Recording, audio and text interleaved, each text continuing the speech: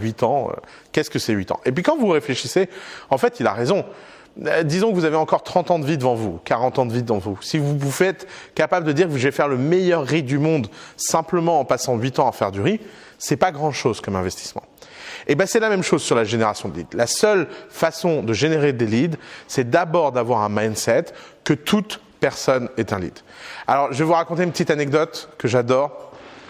Lavinia, qui était ma compagne entre le début d'Anyone Can Scale et la fin, mais qui reste une très très bonne amie. J'arrêtais pas de l'embêter en lui disant « Ton problème, c'est que tu n'as pas assez de leads. Si tu n'as pas assez de leads, tu peux pas avoir de taux de conversion. Si tu n'as pas de taux de conversion, tu n'as pas de clients.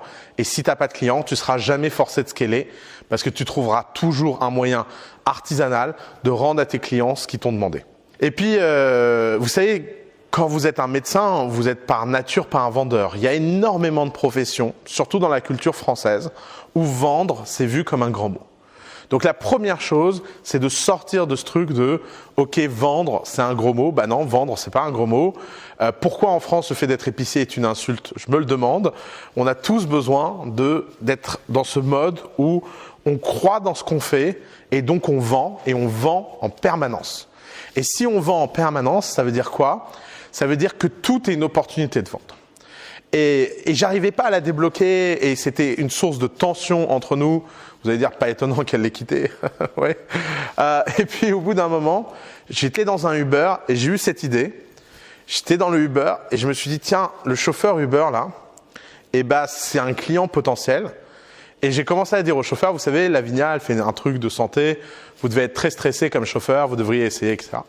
Et j'ai commencé à vendre dans le Uber, à des années-lumière de ce que Lavinia considère être un environnement de vente. On peut se dire, les gens qui ne vendent pas sont des gens qui ont peur de vendre. Et quand on a peur de vendre, on pense que la seule façon de vendre, c'est d'avoir un cérémonial extraordinaire qui s'appelle moment de vente. C'est pas l'idée qu'à chaque minute, dans la rue, comme ça, on peut vendre à quelqu'un. Et évidemment, le chauffeur Uber était intéressé. Lavinia a commencé à répondre aux questions. À la fin du trajet, il a donné sa carte à Lavinia. Lavinia a follow-up avec lui dans les 10 minutes. 15 minutes après, il allait en ligne et il a acheté un kit sur akesio.com. Et à ce moment-là, j'ai vu un déclic. Et quelques semaines plus tard, on ne pouvait plus prendre un Uber sans que Lavinia était en mode pitch.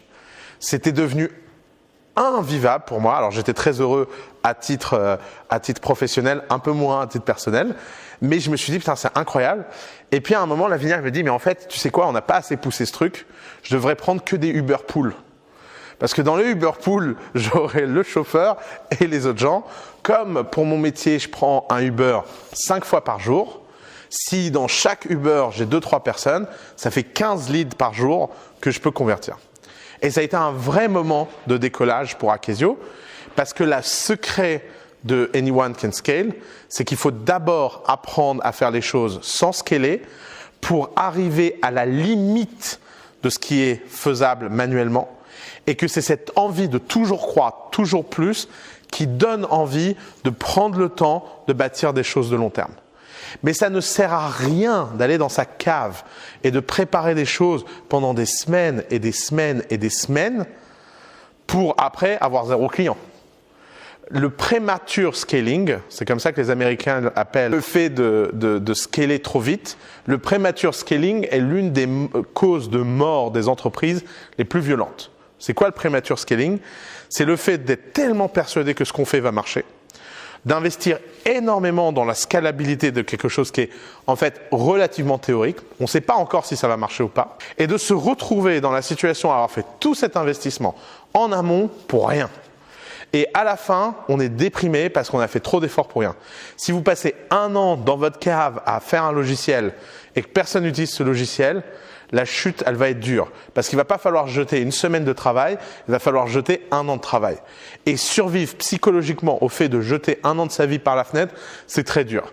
Survivre à jeter 1 semaine de sa vie par la fenêtre, c'est un peu plus abordable. C'est la même chose sur le scale.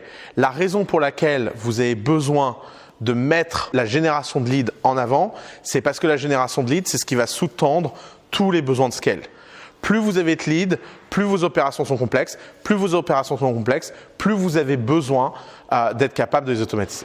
Et c'est pour ça que la routine démarre par mettre dans sa vie